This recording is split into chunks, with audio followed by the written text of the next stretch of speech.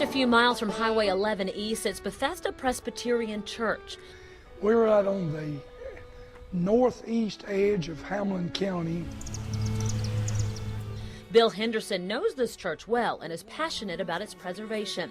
It was constructed in 1835 and has seen over 175 years of history unfold on its grounds. What to me is most unique about it, where the church is actually situated, the great cemetery here, 100 and some Confederates buried in it, and a lot of good Union boys too. Revolutionary War soldiers, Spanish-American soldiers, and it's just been a great place. It's never been electrified. Throughout the Civil War, the church saw use as a hospital. Sergeant Brooks died while in this hospital. For both Union and Confederate troops. I think what you would have seen here would have been young women as nurses that had volunteered their services.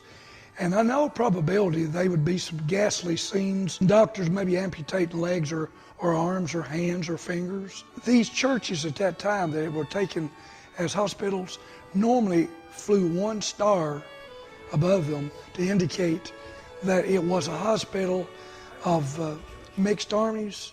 The church's location made it an ideal place for one of the South's most famous generals.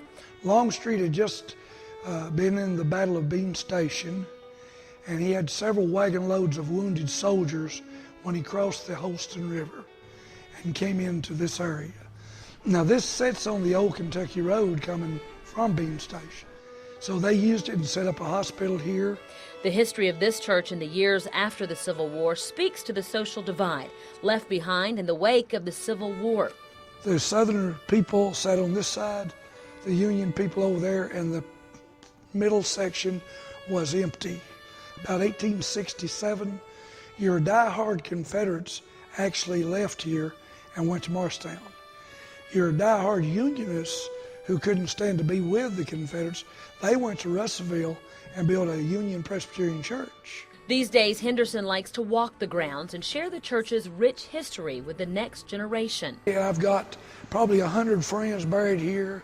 Then I look at some of the rosters of soldiers that's buried here and saw the sacrifices. It gives you an appreciation of being a good American.